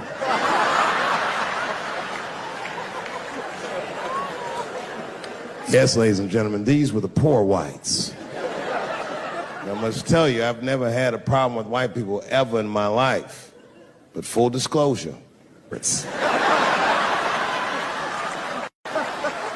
we've gotten a lot of trouble out of them. And I've never seen so many of them up close. I looked them right in their coal-smeared faces. And to my surprise, you know what I didn't see? I didn't see one deplorable face in that group. I saw some angry faces and some determined faces, but they felt like decent folk. No, they did. In fact, I'm not even lying, and I didn't sound fucked up, but I felt sorry for them. I know the game now. I know that rich white people call poor white people trash. And the only reason I know that is because I made so much money last year, the rich whites told me they say it at a cocktail party.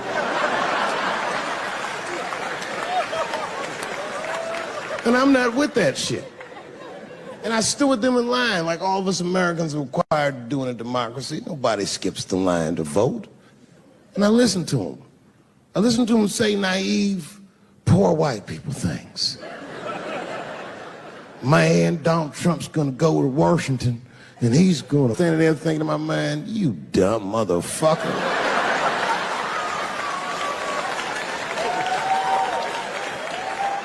You are poor. He's fighting for me.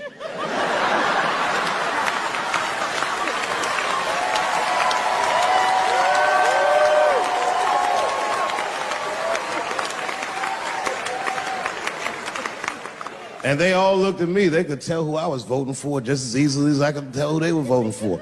But do you guys know what we all had in common? Not one of us, not a single one of us, looked like we felt good about what we had to do in that booth. We were just doing our goddamn duty. Yes, I voted for Hillary Clinton. Of course I did. I voted for her because I liked what she said vastly better than I liked what he said. But to be honest with you, at that point, that shit was like watching Darth Vader do the I Have a Dream speech. That bitch is mean as hell. She'd already Karate Kid swept Bernie Sanders' legs from underneath him. Boy, it was hard voting for that shit. But it was the lesser of the evils. I know you were a Clinton supporter, Miss I. I'm sorry for her. But it didn't feel as good as it should have. She was gonna be our first woman president. They were gonna make coins out of this bitch.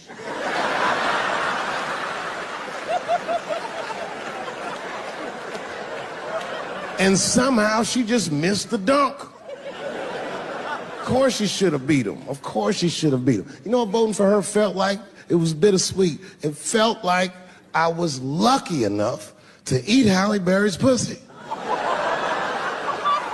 And whilst I was doing so, she fucking farted in my face, man.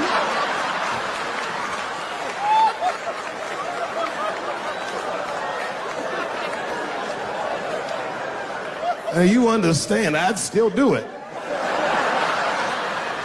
But boy, I wish she didn't fart in this great nation's face. I voted that day, and then that same day I flew to New York City. I had work. That night I was in a comedy club in New York, and I said to an audience almost exactly what I just said to you. And I didn't know that there was a journalist in the room. And this journalist wrote an article. The headline of the article said, Dave Chappelle is an avid. Yeah, I had no idea the paper said that. And you know how I found out? My wife called me from Ohio the next morning in a goddamn panic. David, what the fuck is going on in New York? I said, I'm being good, but what have you heard?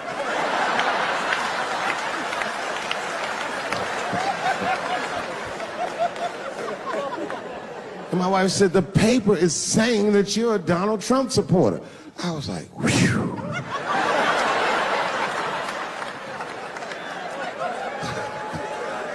I said, don't worry about that shit, baby. Nobody in their right mind would believe that. And she said, no, David, people believe it. And then she started reading the comments to me. Oh, they were terrible. All these black people calling me all kinds of Uncle Toms and shit. I should tell you, buddy, this is a very serious allegation from one black to another. I was incensed. Uncle Tom? How am I Uncle Tom, nigga? You the one that reads the Observer? Anyway, all this shit goes down around, and now Trump is the president, and I'm hosting Saturday Night Live.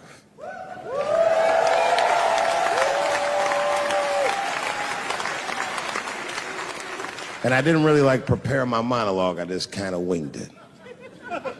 And at the end of the monologue, I don't even remember what I said. I said something like, fuck it, we're historically disenfranchised, and we're gonna give him something about we're gonna give him a chance if he gives us a chance. I don't know what I said, but whatever I said, I really wish I didn't say that shit. It was not worth the trouble. Now I walk into the barber shop and all them black people just be looking at me like, yo, Dave, what's up with your boy? Yo, nigga, yo! Not my boy. Because I don't care if you're a Republican or Democrat, if you support him or not, any objective person is going to have to admit that this motherfucker is having a terrible go of it. It really is. We've had presidents before that have done bad jobs, but this shit is worse than a bad job. It's scary to watch. Holy shit, it's like seeing a crack pipe in your Uber driver's passenger seat. the fuck is wrong with this guy? Yo, he is lunching, nigga. I watched Donald Trump in a press conference, and this motherfucker had all the media gathered, and this nigga literally asked the media to their face to stop finding shit out. I was like, yo, this motherfucker is bugging. And then, I'm not even making this up, his lips started sweating. His lips. Have you ever seen a motherfucker's lip sweat? What the fuck is wrong with this nigga's lips? It's like if you're on a plane, right? You ever been on a plane? I get scared to fly. I do it all the time. I be scared on there. And sometimes the plane will hit turbulence. And then I get nervous. But I always look at the flight attendant, and she looks calm, and it makes me feel calm. But if that bitch's lips were sweating, it's terrifying. Like, yo, nigga, why are your lips sweating? What do you know? And then, I'm not even making this shit up. This motherfucker grabbed the podium. He goes, you don't know how scary the things I read in my briefings are. What's that, bro? That's bad leadership. Even as a parent, you think I'm gonna sit my kids down? Hey, little man, come here real quick. I just wanna holler at you for a second. Yo, I'm 3 months behind on the rent, nigga, and I am worried. Very worried. Go to school and have a productive day, nigga. I was just thinking out loud, getting some shit off my chest. Like, what the fuck are you doing, bro? This is bad, man. Jesus Christ. All this motherfucker's ideas sound like high people ideas. Like, he doesn't think these things through before he tells us. He just tells us what he's thinking as soon as it occurs to him. This shit sounds nuts. I'm gonna go to China, and I'm gonna get those jobs from China and bring them back here to America. For what, nigga? So iPhones can be $9,000? Leave that job in China where it belongs. None of us want to work that hard. What the fuck is he thinking? Because I don't want to make them shits. What the fuck are you doing? Stop trying to give us Chinese jobs. I am going to bring back coal. Coal? I'm not even exaggerating. I have never in my life even seen a fucking lump of coal. I honestly don't even know what coal is for. If you're gonna have motherfuckers digging around in the dirt looking for shit, find me some truffles, nigga. That's what I'm about. And these truffle prices are getting out of control. If it gets any worse, I'm gonna be back down to regular butter like everybody else.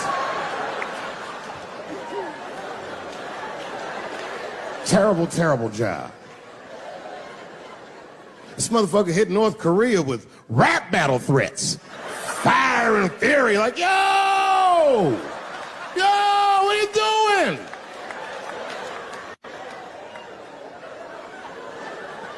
It's fucking Korea, man. Kim Jong-un is a scary motherfucker. He might be as crazy as Trump. Some scary shit. And if you one of them naive motherfuckers that thinks that a war with Korea is going to be easy, then you don't play Call of Duty at 3 a.m. like I do. Because that's when the Koreans play. Fucking 8-year-old Korean kid took out my whole goddamn platoon last night.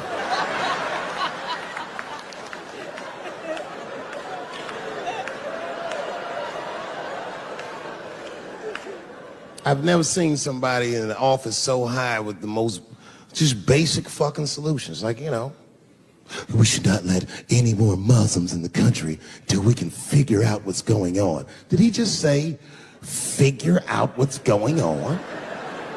Who doesn't know how to do basic math? Let's count it out, okay? There's been 17 mass shootings in the United States. 4 of them were done by Muslims. None of those 4 Muslims were from any of the 7 countries in your stupid ass original band.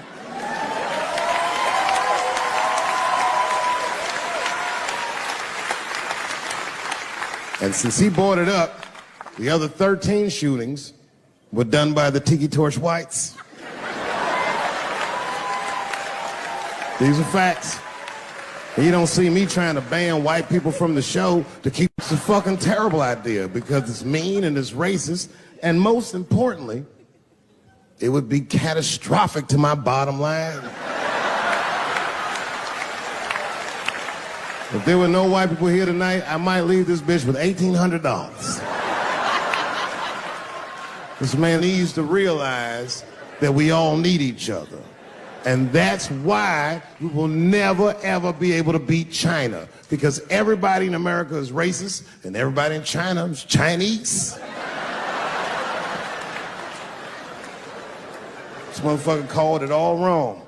And don't believe the media either, because as all this shit is happening, the media is trying to make us believe that the extremities amongst us are the norms.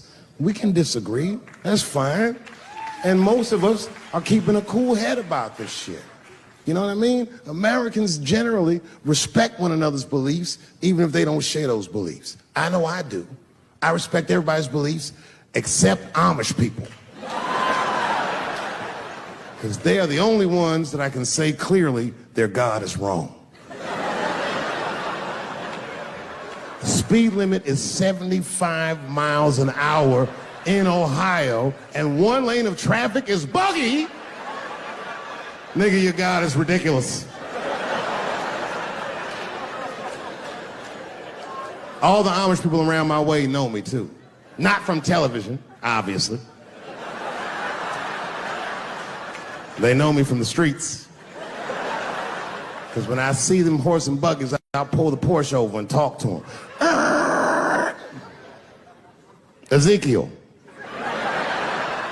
Ezekiel, are you sure that God doesn't want you to have any of this technology or this energy?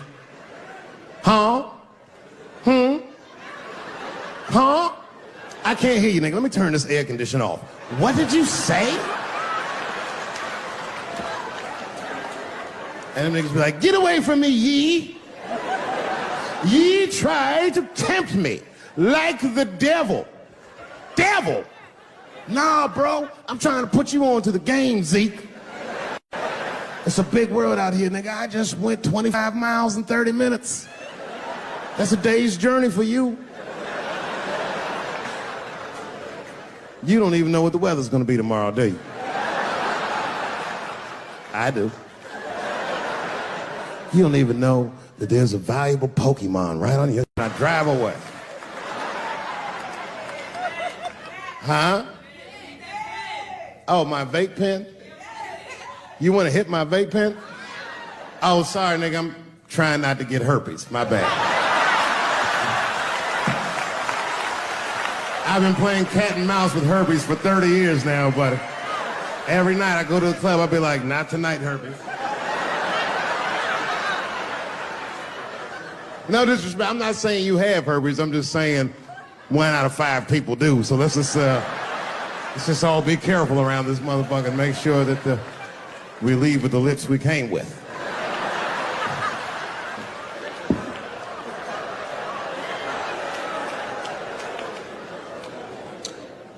Sometimes I think that the media is hard on Trump. Because I'll see shit that they get on him about that doesn't seem bad to me. I mean, a nigga got on Trump about not staying in the White House enough. Who gives a fuck? This motherfucker was rich. Used to shit in a gold toilet. It's true. I don't know if you've ever been to the White House. It looks like a very nice place to work, but I wouldn't want to live in that Scooby-Doo ass house either. That shit's terrifying looking. Imagine you trying to jerk off.